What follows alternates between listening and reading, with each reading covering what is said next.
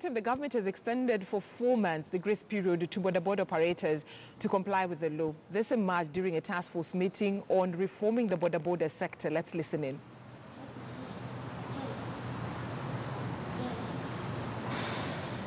Give time for the boda industry players to undergo training,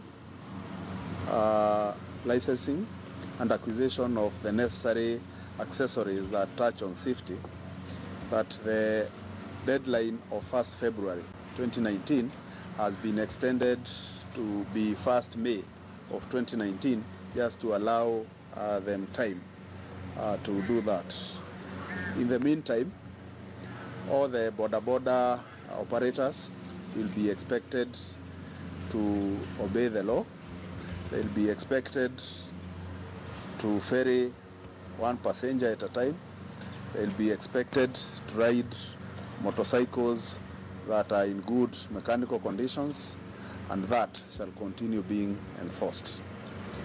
The second one touched on the pro boxes and scientas that the honorable members of parliament brought to the attention of the cabinet secretaries, and it has been agreed that a consultative meeting be formed where the issues that touch on the operation of these type of vehicles to carry PSVs will be discussed, and Parliament be requested to adjust the laws so that we can be able to see how this can operate. But meanwhile, the law as it stands will continue being enforced, so that those pro boxes and scientas that are in violation of the law will be dealt with in accordance with the law that exists today.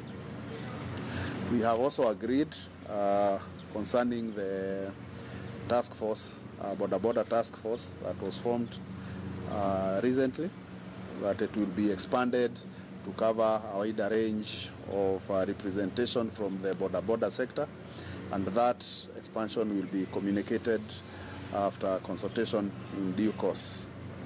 We have also agreed that there shall be a national boda convention where there will be representation of boda sector players from every county, and that will happen early in the first quarter of 2019. And lastly, the members of parliament who represent the transport caucus of parliament have agreed that they will champion the change of laws so that the enforcement of what we call the Michuki laws are live to the current realities of the transport sector today. And we're going to work together with the NTSA, with the Minister of Transport, and our CDF to try to assist them to acquire the licenses and other requirements within that period that has been agreed on.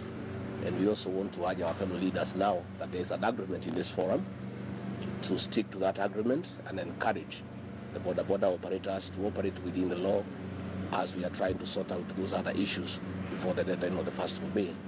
We are also happy that the executive has been receptive of our concerns about the transport crisis in the rural areas, and we have agreed that we form a joint consultative forum to address the law.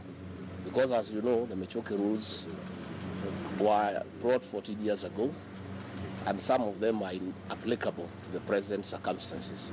The centers, the borders were not there then, pro boxes were not there then, and therefore as Parliament we have a responsibility to work together with the executive to come up with the necessary legislative framework to take cognizance of the facts and the reality in the rural areas. And therefore I think this was a very, very good meeting, and we ask our fellow leaders across the country, in the spirit of what has been agreed today, we tone down on the castigating of the police and government, and we work within that framework. And I think a solution will be found eventually, which is good for this country. And of course we must reiterate that the executive and the legislature, we are working for the same people, for the people of Kenya.